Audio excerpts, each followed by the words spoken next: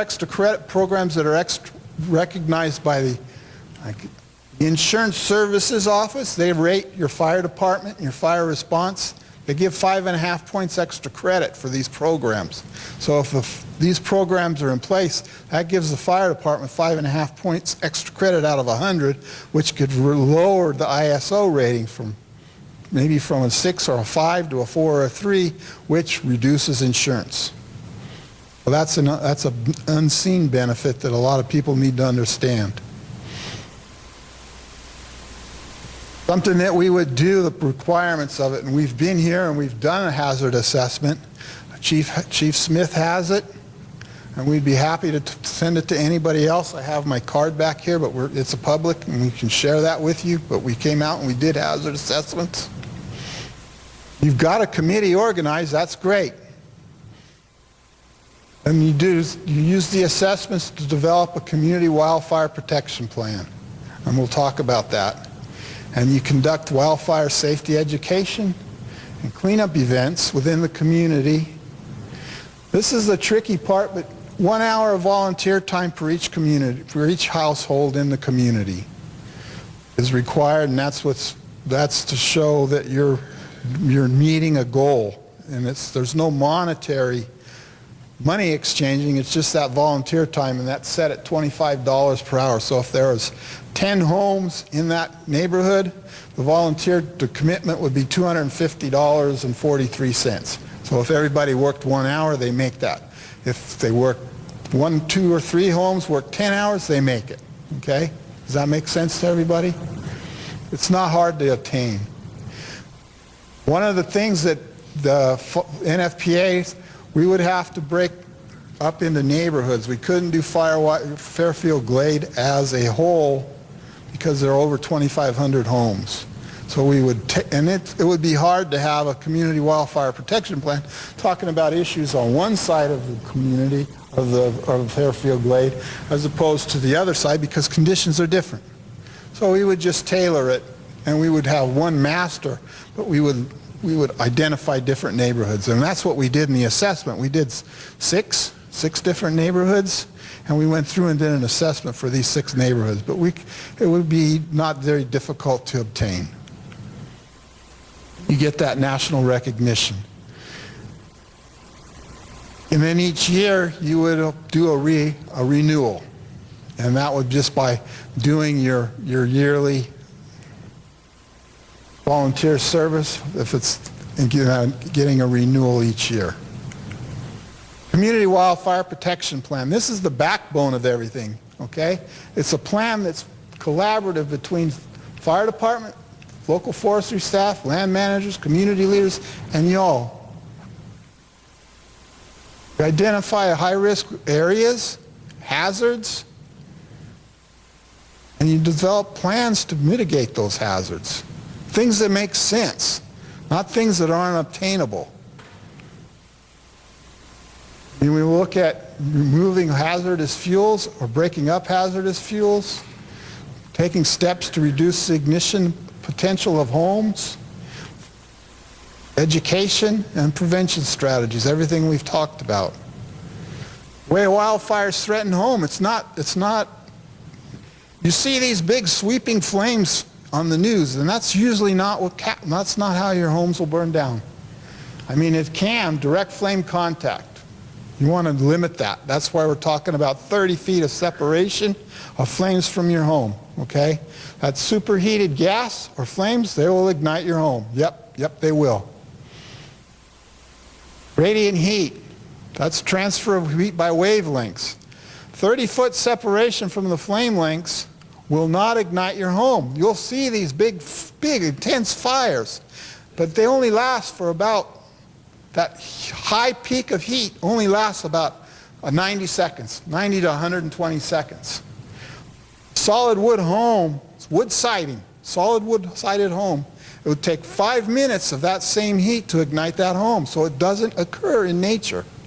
Now if you have home-to-home ignitions, that's different. That's artificial flames, but pure wildland, a flaming front is not going to ignite your home if you're separated from 30 foot of radiant heat, that 30 foot. Does that make sense to everybody? Embers. Embers will get you. They're like little living bugs that will find the nooks and crannies of flammable areas on a home in rain gutters packed with leaves and pine needles, and they will ignite it. That's what you need to take steps to do. So developing 30 foot of separation and protecting your home from embers. That's what will keep your home up. Does that make sense?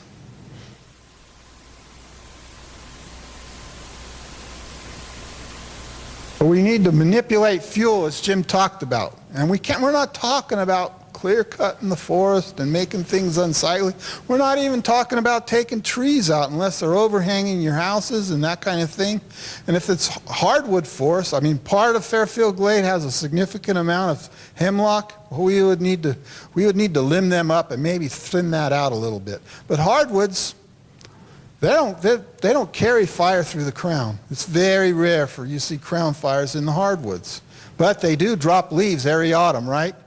And those leaves are what's going to carry a fire. So we need to take care of the leaf litter. Reduce the vulnerability to flying embers, convective and radiant heat by modifying the structure and design. Okay? If you're building your house up front, don't use vinyl. Vinyl melts, and it opens up the walls, it opens up the soffits to embers. Okay?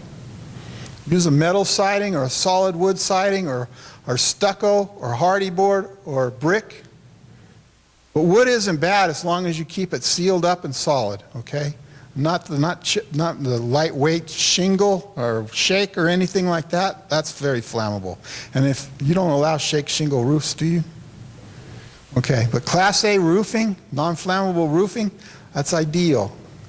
Shingles will not conduct fire from the top through to the sheeting of the house. But the gutters, rain gutters, where you're underneath the sheeting, you get fires burning in the gutter, smoldering, that'll heat up the underneath the roof, and that will ignite the roof. Seams, junctions, and gaps. Embers will find their way. They do. Oops. Creeping ground fires, not keeping that 5 foot space around your home, and embers. That's what takes out 90% of homes from wildfires.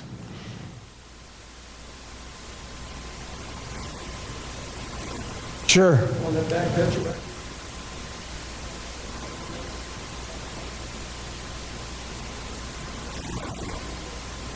Underbrush and leaf, you don't need, no, I'll go into that more, but you're not, this is kind of a little bit, we would need to recommend you thin this out because you don't want trees overhanging your house. Because in that time frame when the leaves are turning brown, they're readily susceptible to torch out. So if you had a chimney fire or that kind of thing. But what we're worried about, what carries a fire is the ground fuels, okay? Kudzu, mountain laurel, that grows in this area, and the hardwood leaf litter, and then your grasses that dry out in the late summer, that's what carries the fire. Okay, that's how the fire will spread through a landscape. And then if it hits conifers, pines and hemlocks and such, well, they could provide a ladder to the canopy, and then you can have a crown fire, and it's got to be pretty dry out. You've got to have a drought year like 2016, or as this year was starting to be before we got some blessed rain. Okay, crown fires are very difficult for nature to do and sustain. But once they get going, they can. Okay, does that make sense? Is that what you were asking? It's the ground fuels that you got to worry about. That's what carries the fire. Okay, you take the heat off the ground, the heat in the canopy is going to go down too. Our safety guidelines. 0 to 5 feet is key. You don't want anything flammable within 5 feet of your home. What's something that's very popular in the South to put in your planter beds? Mulch. Is mulch flammable? Certainly is. Embers have a heyday in mulch. People like to landscape with holly. It's pretty, and you put it under bedroom windows or under windows, and it deters people from wanting to climb through that window, doesn't it?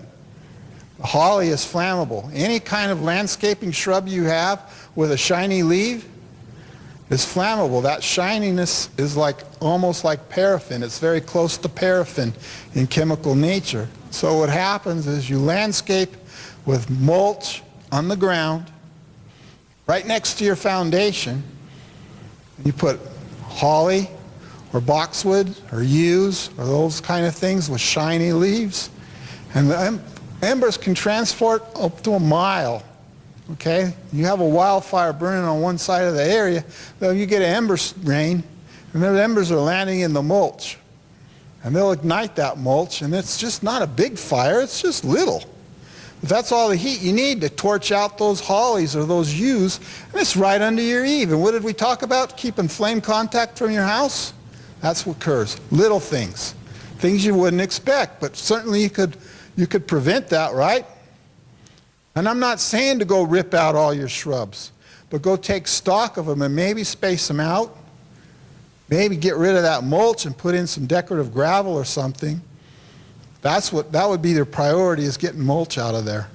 You can have mulch out away from your home, in your planter beds away from your home, and I have some pictures taken here in Fairfield Glade. It's a perfect example of that. Vents and openings, screen them. Don't let embers pass through your crawl space vents or your attic's vents. People store stuff in your attics? Well, I certainly do. And if embers got into my attic, my house would be gone. Because there's stuff up there. My wife learned how to get up there, and she doesn't like something that's down here. Up the attic it goes, and it's piled up. Okay? That makes sense to everybody? That 5 foot is very important. Then our defensible space. We want to landscape it so that it's well maintained and spaced out, not dense, and everything's healthy.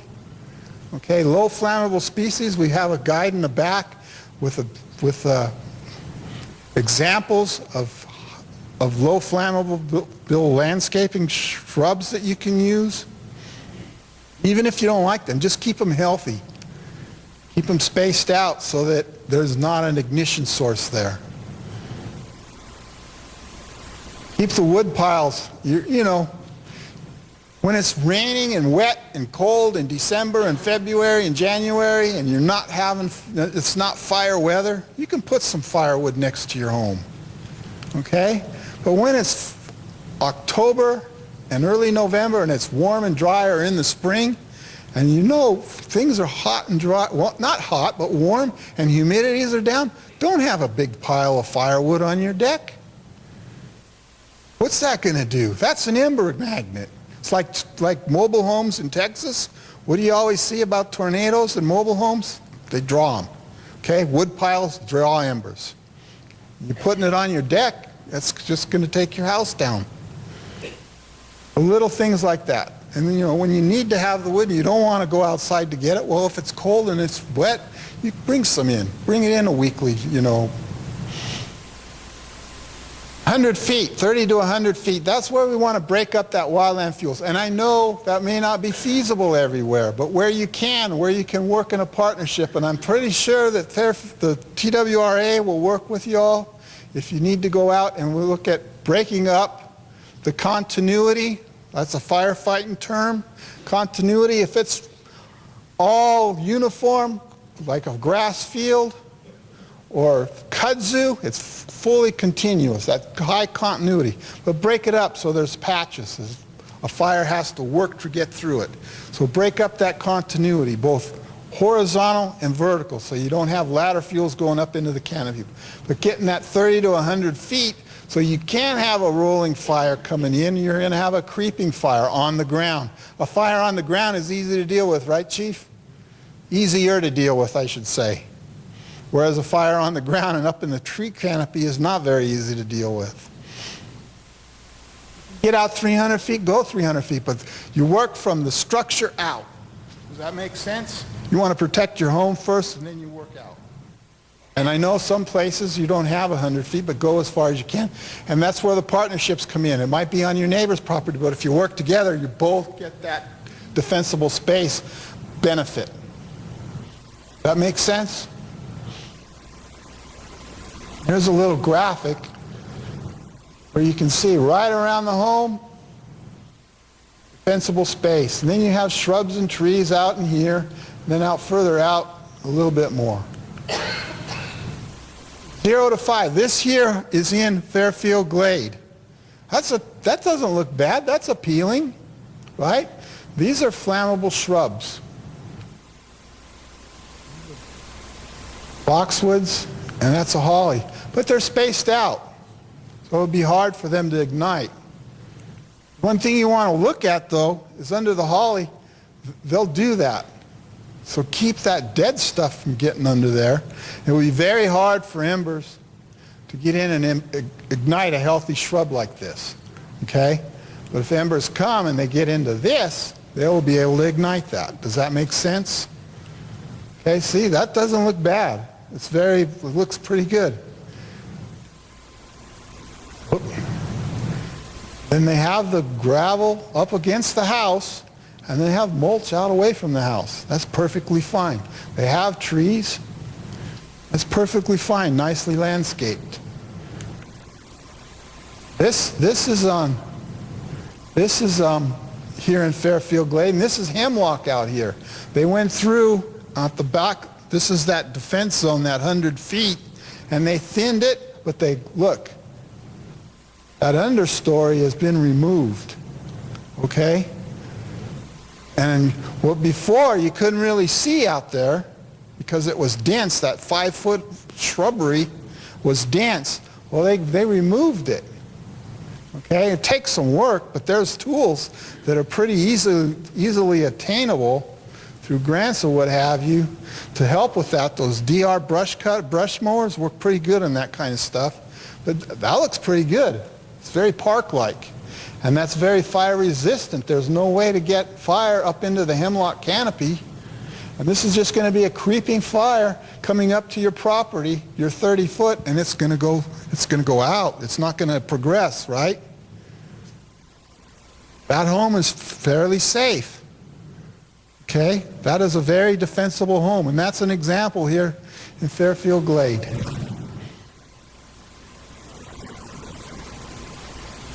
Okay, I missed a couple videos, and I'm gonna show them before we have any questions. Any questions up to this point? I'm gonna just play these real quick. They didn't come up on my PowerPoint.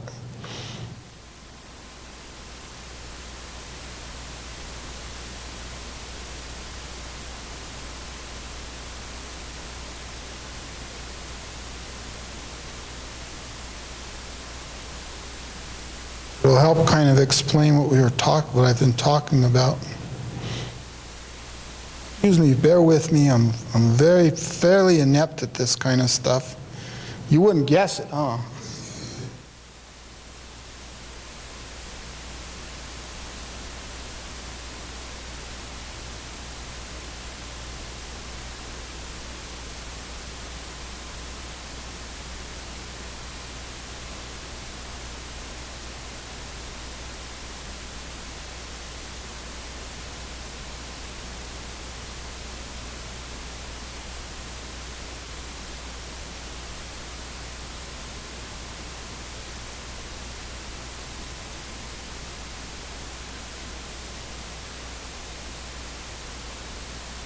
Oh, I know what it is.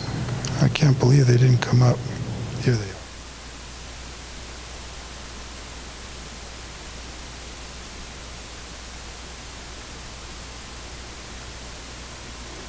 Make sure the people absolutely amazing. I have the sense that Wildfire High is going to be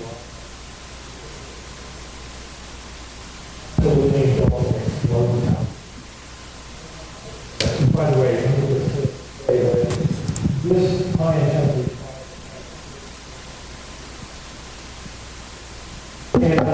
Let me also say that the photographer in this picture was feeling a considerable exposure to the flame. They were beginning to feel the pain that is accompanied by the exposure. That is nothing about what's going on with this house. Take a look and see what the house looks like after the fire. So the ground fire has spread through, and the house is still here. And the house is still there, not because fire suppression, fire protection actions were taken to keep that house from burning down. This house actually.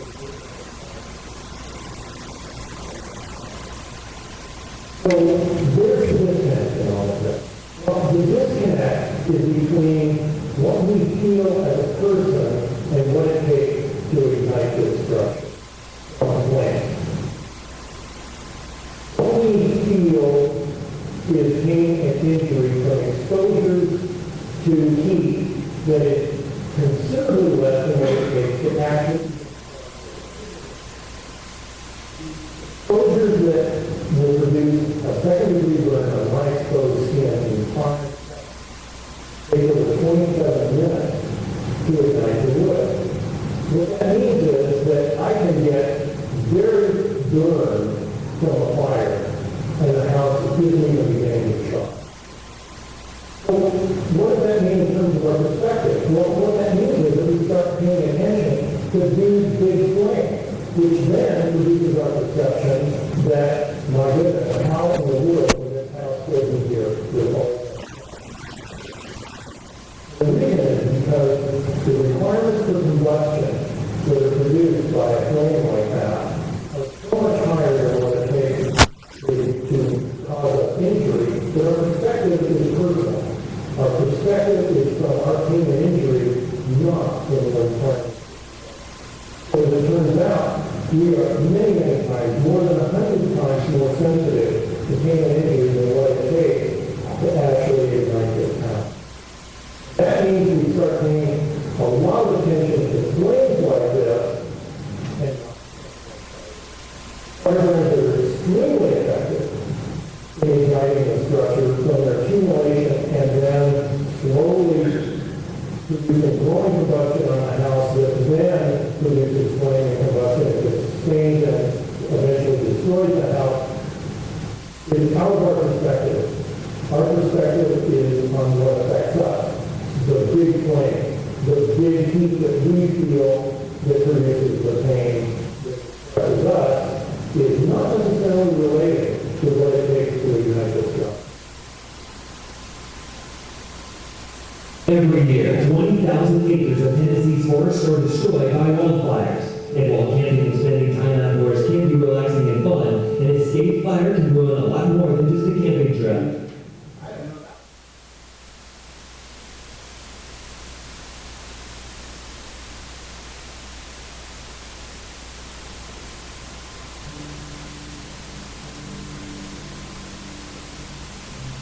Decades of research show that there is something you can do to keep your home from igniting during a wildfire. Remember, if your home doesn't ignite, it doesn't burn. What surprises most people is that it's the little things that can cause their home to ignite. During the chaos of a wildfire, these little things might go unnoticed and turn into a big problem for your home and your neighborhood. You've got to act now to address these little things long before the fire ever starts. Luckily, many of the things you can do are pretty easy. Check your eaves, walls, and foundations for cracks or openings you don't want ever getting into your house. Clear your gutters of leaves and needles regularly. Check out the first 5 feet from your foundation, deck, patio, or porch. There should be nothing that will burn next to your walls or under your deck. Flames contacting your house are a bad idea. Any place that you see leaves or needles piling up from where the wind blows them is where embers will go during a wildfire. These are the places to pay attention. Home improvement projects like screening your fence with metal mesh or replacing wooden attachments like decks or fences with non-flammable alternatives will take you a bit longer and may cost more, but will be extremely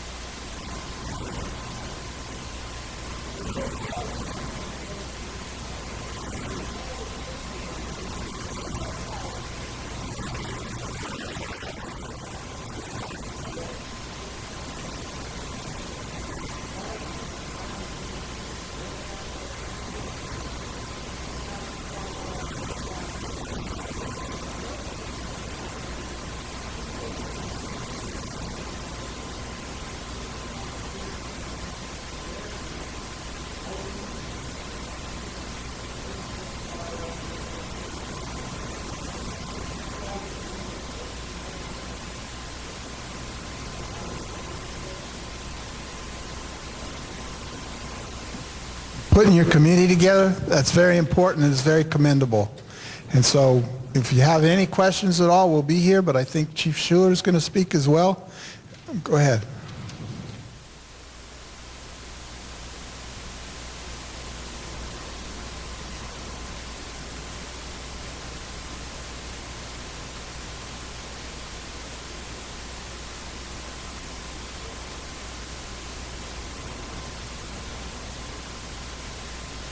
Well, What I have is the approach is very passive, we'll wait.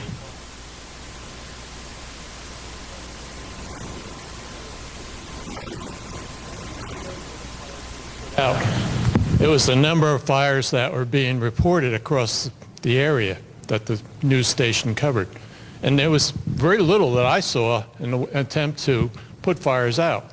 Now, before Chief Bobby Smith, we had Matt, and there was a fire down further out on Peavine. He took the engine and went out there with some of the volunteers as an exercise in controlling wildfires or wood fires. And that was the biggest kerfuffle or firestorm of that event, was that he went outside of Fairfield Glade. Mutual aid didn't matter, and the issue fell on his shoulders for trespassing on somebody else's turf. well, I know for a fact that the Chimney Tops 2 was staffed, and they were attempting to suppress it the night it was reported. But it was very difficult terrain, and they worked, that fire was worked and staffed every day until that windstorm hit. It was never ignored. So whoever presented that information to you was not correct in that. And each fire in Tennessee, there were hundreds of fires. There were more fires that could be staffed, so things had to be prioritized. And every fire was dealt with. And up until that fire in the Chimney Tops 2, we had not lost any structures in Tennessee. I mean, there were the Division of Forestry and the local, the other fire departments were running ragged for 6 weeks. They were staffing they were very aggressive in suppressing those fires.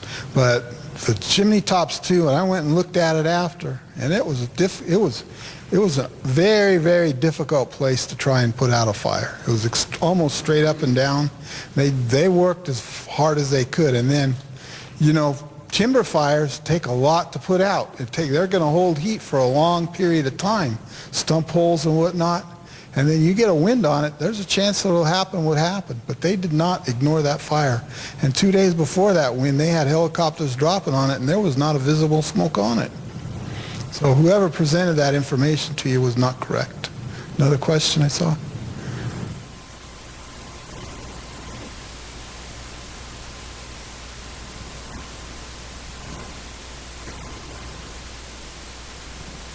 I was just wondering, because I'm not sure how everything, works. And yes, I did move here because I saw all the trees, guys. But I also, since I've been here, have realized that, there's tons of lots going down the street from me to the next house, which they built just 2 years ago. There's lots behind me that have, has not been built on. So